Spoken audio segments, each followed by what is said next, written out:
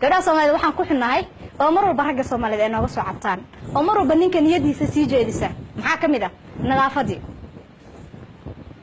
gabar kasta markay banaanka taagan tahay oo aan la qabin oo gabar ay tahay oo calaf doon ay tahay gabar ka qurux badan ma leh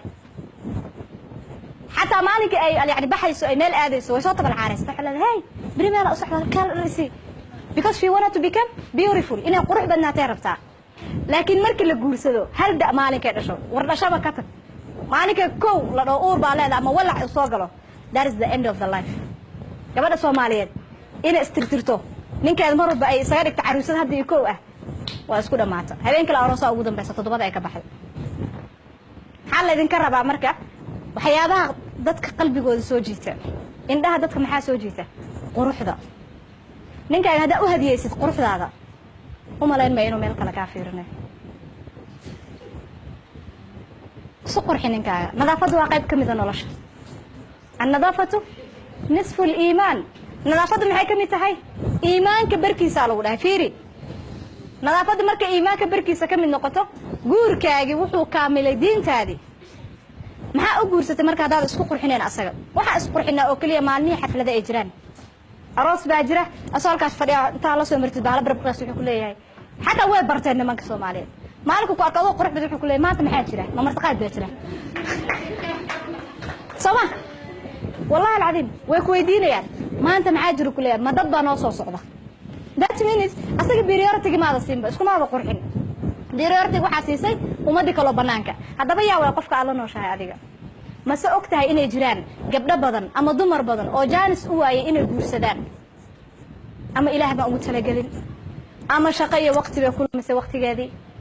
ama wax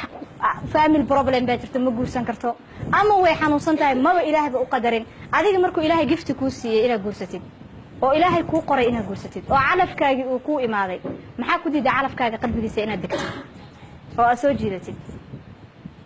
maxaa isla mid dhigaysaa yani qof aan waxba haysan ninkaaga mar walba isku qurxin ninka markuu yimaado maxaa sameeynaa for example dhaqamada Soomaalida waxa kamid ah dad baa ku iimaanaya mar walba qolka ninkaaga ha ka duwanaado qolalka kale billahi alaykum sidoo kale ninkaaga u duceey mar walba asagana ha ku duceeyo isu duceeyo mar walba marka la isu duceynayo ma ahan markay balaayo timaado in la isu duceeyo markii biilku yaraado oo balaayo dhacdo balaayo gabadha ilaahay risaha qadar rabbi oo adaa baxsha Soma laakiin waxa la idinka rabaa seeninkaga yani power see ku yeelanaya awood see ku yeelanaya hadaad u duceyn markasta maqashii markuu baxay adoo shaatiga u xiraya shaatiyaashu ma xirnaa horta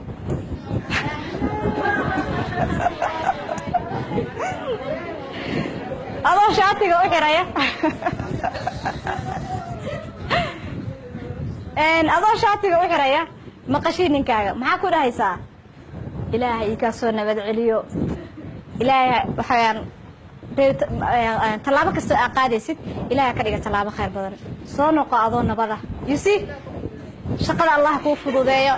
waa runteed waa u duceysa shaqada Allah ku fududeeyo you see because of waa maqashinaysa xaalada waliba asaga waa maqashinaysa waxa leedahay ilaahu ninkayga ee xifdo rabbi raxmaan waa ogtaasa u jeclaa kama maarmeen